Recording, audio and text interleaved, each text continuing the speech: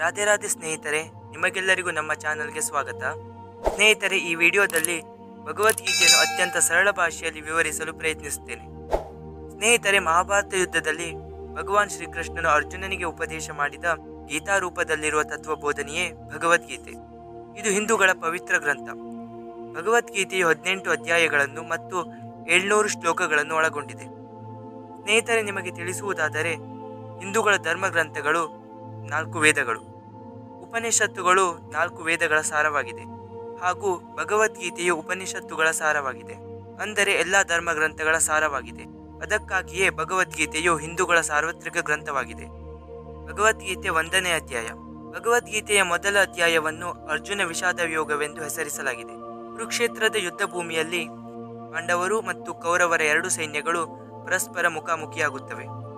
ಅನೇಕ ಸಂಕೇತಗಳು ಪಾಂಡವರ ವಿಜಯದ ಸುಳಿವನ್ನು ನೀಡುತ್ತವೆ. ಪಾಂಡವರ ಚಿಕ್ಕಪ್ಪ ಹಾಗೂ ಕೌರವರ ತಂದೆಯಾದ ಧೃತರಾಷ್ಟ್ರನು ತನ್ನ ಪುತ್ರರ ವಿಜಯದ ಸಾಧ್ಯತೆಯನ್ನು ಅನುಮಾನಿಸುತ್ತಾನೆ ಮತ್ತು ಯುದ್ಧ ಭೂಮಿಯಲ್ಲಿನ ದೃಶ್ಯವನ್ನು ವಿವರಿಸಲು ತನ್ನ ಕಾರ್ಯದರ್ಶಿಯಾದ ಸಂಜಯನನ್ನು ಕೇಳುತ್ತಾನೆ. ಪಂಚಪಾಂಡವರಲ್ಲಿ ಒಬ್ಬನಾದ ಅರ್ಜುನನು ಇನ್ನೇನು ಶಂಕನಾದವಾಗಬೇಕು ಎನ್ನುವಾಗಲೇ ಗೊಂದಲಕ್ಕೆ ಒಳಗಾಗುತ್ತಾನೆ. ಅವನ ಮನಸ್ಸಲ್ಲಿ ತನ್ನ ಗುರು ಹಿರಿಯರು ಹಾಗೂ ಸಹೋದರರ ಬಗ್ಗೆ ಸಹಾನುಭೂತಿಯು ಉಂಟಾಗುತ್ತದೆ. ಅರ್ಜುನನು ತನ್ನ ಶತ್ರುಗಳ ಬಗ್ಗೆ ಉದಾತ್ತ ಭಾವವನ್ನು ತೋರುತ್ತಾನೆ. ಅವನು ಯುದ್ಧ ಮಾಡದಿರಲು ಬಯಸುತ್ತಾನೆ. ಅರ್ಜುನನ ದೇಹವು ಕುಪ್ಪಿಸಲು ಪ್ರಾರಂಭಿಸುತ್ತದೆ. ಗಾಂಧೀವ ಧನಸ್ಸು ಅವನ ಕೈಯಿಂದ ಜಾರಿ ಕೆಳಗೆ ಬೀಳುತ್ತದೆ. ಅರ್ಜುನನು ಶ್ರೀಕೃಷ್ಣನಿಗೆ ಸರಿಯಾದ ಮಾರ್ಗವನ್ನು ತೋರಿಸಲು ಹೇಳಿಕೊಳ್ಳುತ್ತಾನೆ. ಭಗವದ್ಗೀತೆ 2ನೇ ಅಧ್ಯಾಯ. ಭಗವದ್ಗೀತೆಯ 2ನೇ ಅಧ್ಯಾಯವನ್ನು ಸಾಂಖ್ಯ ಯೋಗ ಎಂದು ಹೆಸರಿಸಲಾಗಿದೆ. ಅರ್ಜುನನ ವಾದಗಳಿಗೆ ಶ್ರೀಕೃಷ್ಣನು ಸಮ್ಮತಿಯನ್ನು ತೋರುವುದಿಲ್ಲ. ಬದಲಿಗೆ ಅವನು ಅರ್ಜುನನಿಗೆ ಹೋರಾಡುವುದು ನಿನ್ನ ಕರ್ತವ್ಯವೆಂದು ನೆನಪಿಸುತ್ತಾನೆ. ಹೃದಯ ದೌರ್ಬಲ್ಯವನ್ನು ಬಿಟ್ಟು ಬಿಡಲು ಆದೇಶಿಸುತ್ತಾನೆ. ಶ್ರೀಕೃಷ್ಣನ ಮಾತುಗಳನ್ನು ಕೇಳಿ ಅರ್ಜುನನ ಹೃದಯವು ಕಂಪಿಸುತ್ತದೆ. ಕೃಷ್ಣನ ಮಾತುಗಳಿಂದ ದುಃಖ ಹಾಗೂ ಗೊಂದಲಕ್ಕೊಳಗಾದ ಅರ್ಜುನನು ಮಾರ್ಗದರ್ಶನಕ್ಕಾಗಿ ಕೇಳುತ್ತಾನೆ ಹಾಗೂ ಸಂಪೂರ್ಣ ಸಮರ್ಪಣೆಯನ್ನು ತೋರುತ್ತಾನೆ. ಕೃಷ್ಣನು ಅರ್ಜುನನಿಗೆ ಆತ್ಮವು ಶಾಶ್ವತವಾಗಿದೆ, ಅದನ್ನು ನಾಶಪಡಿಸಲು ಸಾಧ್ಯವಿಲ್ಲ ಎಂದು ಹೇಳುತ್ತಾನೆ. ನೀನು ಕೊಲ್ಲಲಿರುವ ವ್ಯಕ್ತಿಗಳು ಹೊಸ ಜನ್ಮವನ್ನು ಹಾಗೂ ಹೊಸ ದೇಹವನ್ನು ಪಡೆದುಕೊಳ್ಳುತ್ತಾರೆ.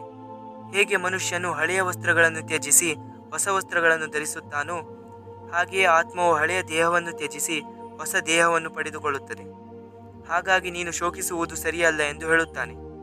ತನ್ನ ಸಹೋದರರ ಹಾಗೂ ಗುರು ಹಿರಿಯರ ಮೇಲಿನ ಅರ್ಜುನನ ಮೋಹವು ಸರಿಯಾದುದಲ್ಲ ಎಂದು ಕೃಷ್ಣನು ಹೇಳುತ್ತಾನೆ. ಇಂತಹ ಮನಸ್ಥಿತಿಯು ವ್ಯಕ್ತಿಯನ್ನು ಬೌದ್ಧಿಕ ಪ್ರಪಂಚಕ್ಕೆ ಬಂಧಿಸುತ್ತದೆ ಎಂದು ಹೇಳುತ್ತಾನೆ. ಆದ್ದರಿಂದ ನೀನು ಕರ್ಮಫಲದ ಬಗ್ಗೆ ಚಿಂತಿಸದೆ ನಿನ್ನ ಕರ್ಮವನ್ನು ಮಾಡು.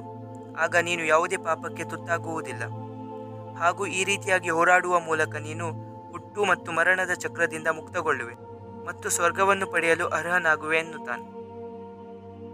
3ನೇ ಅಧ್ಯಾಯ. 3ನೇ ಅಧ್ಯಾಯಕ್ಕೆ ಕರ್ಮಯೋಗ ಎಂದು ಹೆಸರಿಸಲಾಗಿದೆ. ಅರ್ಜುನನು ಇನ್ನೂ ಗೊಂದಲದಲ್ಲಿಯೇ ಇರುತ್ತಾನೆ. ಅರ್ಜುನನು ಹೇಳುತ್ತಾನೆ, ತನ್ನ ಸಹೋದರರನ್ನು ಗುರು ಹಿರಿಯರನ್ನು ಕೊಂದು ಸುಖವನ್ನು ಅನುಭವಿಸುವುದಕ್ಕಿಂತ ಸನ್ಯಾಸವನ್ನು ಸ್ವೀಕರಿಸುವುದು ಉತ್ತಮವಲ್ಲವೇ ಎಂದು ಹೇಳುತ್ತಾನೆ. ಆದರೆ ಶ್ರೀಕೃಷ್ಣನು ಹೇಳುತ್ತಾನೆ, ಇಲ್ಲ, ಯುದ್ಧ ಮಾಡುವುದು ನಿನ್ನ ಕರ್ತವ್ಯವಾಗಿದೆ ಹಾಗೂ ಮನುಷ್ಯನ ಕರ್ತವ್ಯವು ತಪಸ್ಸು ಹಾಗೂ ಸನ್ಯಾಸತ್ವಕ್ಕಿಂತ ಶ್ರೇಷ್ಠವಾದುದು. ಜಯ ಹಾಗೂ ಪರಾಜಯದ ಬಗ್ಗೆ ಚಿಂತಿಸದೆ ಯುದ್ಧವನ್ನು ಮಾಡಲು ಹೇಳುತ್ತಾನೆ. ಅರ್ಜುನನು ಭಗವಾನ್ ಶ್ರೀಕೃಷ್ಣನನ್ನು ಕೇಳುತ್ತಾನೆ, ಮನುಷ್ಯನು ಪಾಪ ಕಾರ್ಯಗಳಲ್ಲಿ ತೊಡಗಲು ಕಾರಣವೇನು ಎಂದು. ಆಗ ಶ್ರೀಕೃಷ್ಣನು ಉತ್ತರಿಸುತ್ತಾನೆ, ಮನುಷ್ಯನು ಸದಾ ಇಂದ್ರಿಯ ಸುಖದ ಬಗ್ಗೆ ಚಿಂತಿಸುತ್ತಾನೆ. ಇದರಿಂದ ಕಾಮನೆಗಳು ಜಾಗೃತವಾಗುತ್ತವೆ. ಉದಾಹರಣೆಗೆ, ಮನುಷ್ಯನು ತನ್ನ ಕಣ್ಣುಗಳ ಮೂಲಕ ತಾನು ಇಷ್ಟಪಟ್ಟಿದ್ದನ್ನು ನೋಡಲು ಬಯಸುತ್ತಾನೆ, ಇಲ್ಲ ನಾಲಿಗೆಯ ಮೂಲಕ ರುಚಿಯಾದ ಆಹಾರವನ್ನು ಸೇವಿಸಲು ಬಯಸುತ್ತಾನೆ. ಯಾವಾಗ ಮನುಷ್ಯನ ಬಯಕೆಗಳು ಈಡೇರುವುದಿಲ್ಲವೋ ಆಗ ಕ್ರೋಧವು ಜಾಗೃತಗೊಳ್ಳುತ್ತವೆ. ಕ್ರೋಧದಿಂದ ಮನುಷ್ಯನು ತನ್ನ ಮೇಲಿನ ನಿಯಂತ್ರಣವನ್ನು ಕಳೆದುಕೊಳ್ಳುತ್ತಾನೆ. ಅವನು ಏನು ಮಾಡುತ್ತಿದ್ದಾನೆ ಎನ್ನುವುದರ ಅರಿವೇ ಅವನಿಗೆ ಇರುವುದಿಲ್ಲ.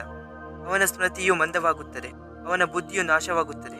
ಯಾವಾಗ ಮನುಷ್ಯನ ಬುದ್ಧಿಯು ನಾಶವಾಗುತ್ತದೆಯೋ ಆಗ ಅವನ ಅವನತಿಯು ಪ್ರಾರಂಭವಾಗುತ್ತದೆ. ಸ್ನೇಹಿತರೆ, ಮುಂದಿನ ವಿಡಿಯೋದಲ್ಲಿ ಉಳಿದ ಅಧ್ಯಾಯಗಳ ಸಾರಾಂಶವನ್ನು ನೀಡಲಾಗುತ್ತದೆ. ನಿಮಗೆ ಈ ವಿಡಿಯೋ ಇಷ್ಟವಾದಲ್ಲಿ ದಯವಿಟ್ಟು ನಮ್ಮ ಚಾನಲ್ಗೆ ಸಬ್ಸ್ಕ್ರೈಬ್ ಮಾಡಿ. ಧನ್ಯವಾದ.